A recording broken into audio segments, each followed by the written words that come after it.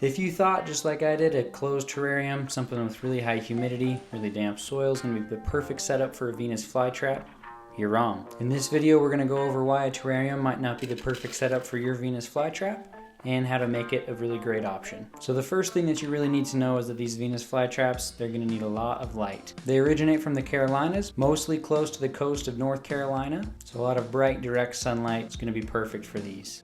I'm out here in Utah, so our air is a lot more dry. 100% humidity here is a lot different than 100% humidity out there in the Carolinas. So we'll be taking that into consideration, of course, while we build this setup. But first, you're gonna see we've got our terrarium here. This is gonna be a self-sealing container. As you can see, that top seals itself really nicely. I want you to remember that. We're gonna talk about that just a little bit later. But the first thing that we're gonna add is gonna be our drainage layer. Most of the time, a terrarium isn't gonna be a great setup because when you're watering a Venus flytrap, usually bottom water is the best option. Now what that means is typically you'll have it in a pot that drains itself. If you set that pot in some water, that substrate's just going to suck the water up from the bottom. That way the substrate, the soil, can't get over waterlogged. In this, we're not really going to have that option. So you're going to want to make sure you have a good drainage layer for that water to run out of so that that soil isn't ever going to be too wet, too waterlogged, because that's just going to make your Venus flytrap rot.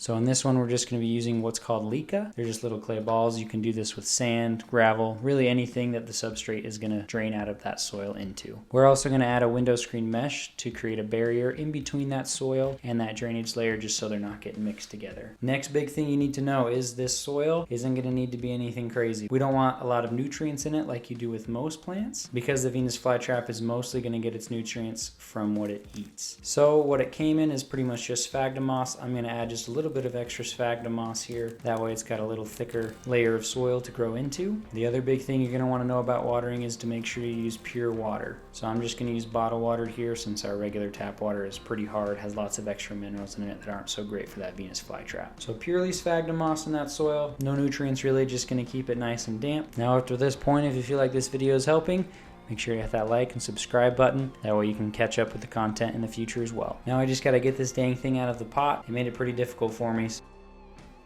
I did end up closing all of the traps on accident, stressed the plant out a little bit. Not ideal, but I fed it last week, so it should be okay. Now, as far as feeding goes, it's not necessarily like super necessary. You don't have to feed it really consistently. It could survive mostly on water and sunlight, but it's gonna do a lot better, of course. And what other reason would you have gotten it if you didn't want to watch it eat? Few things to know here. You'll see inside each of these leaves, traps, whatever you want to call them, there's gonna be a few little hairs. They're called trigger hairs. When something crawls inside the Venus flytrap, it has to hit 2 of these hairs and then you'll see that trap close and then it'll have its meal. The other thing you need to know is that the trigger hairs need to be moved after the trap is closed for it to digest everything properly. So if you're feeding it something dead, you're gonna have to move it around a little bit even after that trap's closed so it starts to actually digest what it's caught. This is just to stop it wasting energy, wasting time trying to digest any non-organic things that might fall into it in the wild, so it's not wasting that precious energy. Now like I said, this terrarium does come with a lid. It's gonna self-seal, so this is gonna keep the humidity relatively high. We don't necessarily want it to be in a super high humidity. This is one of the things that makes a terrarium also not a great option for a Venus flytrap because super high humidity is actually going to kill this. Like I said, I am out here in Utah, so I'm going to leave this closed most of the time, but I'll be opening it a couple times a week just to let that humidity drop a little bit. If I did leave this wide open, that sphagnum moss, even though it's super wet, will dry out in about a week because it's really dry here. So you're going to have to keep that in mind depending on where you live. About 50% humidity is ideal. So you're not going to want to lock it in anything with super high humidity. That's just going to cause it to rot even if it has things to eat. It's just not great for it. So that should give you pretty much everything you need to know as far as taking care of Venus flytraps. Lots of light, 50% humidity, no nutrients in the soil. Make sure you're not overwatering it and make sure you're feeding them just for the fun of it. Thanks for watching, guys. If you enjoy this video, I'll link one up here as well that I think you'll like.